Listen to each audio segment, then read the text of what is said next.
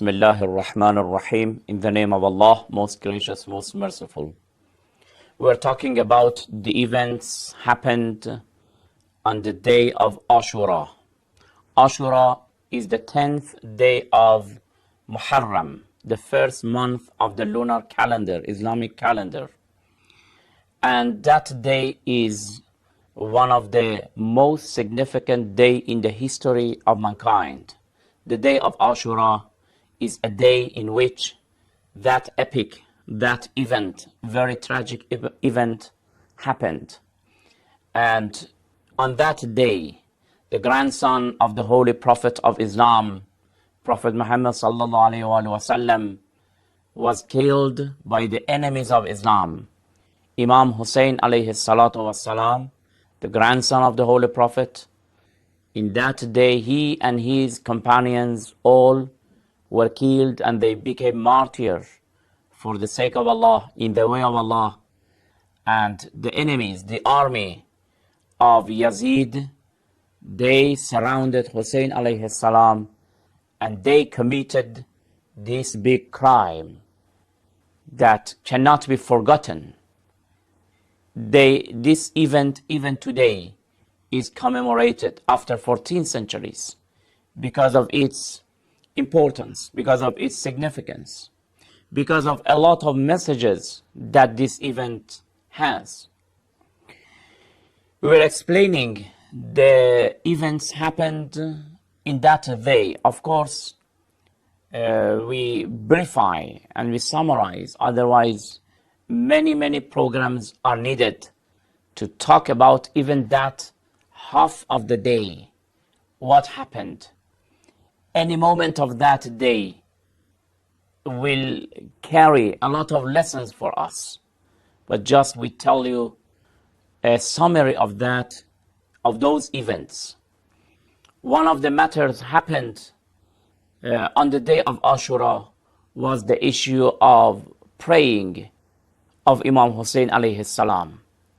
They were fighting, they were attacked by the enemies. But when the time of the prayer came, one of the companions of Imam Hussain, whose name was Abu Thumama as-Sa'idi, he reminded that now it's the time for prayer. And Imam Hussain alayhi salam admired him and set everybody to prepare for observing and for offering Salatul Zuhr or Zuhr prayer. Then Imam Hussain alayhi salatu wasalam said, Saluhum an yakuffu anna hatta nusalli. You go and tell them to stop the fighting. We want to offer the prayer. You may get surprised to hear the answer. They did not accept this demand. And they said that, no, we will continue to fight. You see, this clearly shows the different objectives of these two armies. In the camp of Imam Hussain alayhi salam, because they are fighting for the sake of Allah, for a divine objective, for a divine goal, then they want to offer prayer. But in the camp of Umar ibn Sa'd, because of their material objectives, because they are fighting just for their desires, for the ambitions of an arrogant ruler, therefore they don't allow Imam Hussain to offer prayer. And Imam Hussain, even when they were shooting, Hussain alayhi salam stood to offer his prayer. Some of his companions, like defender, they stopped in front of them to defend.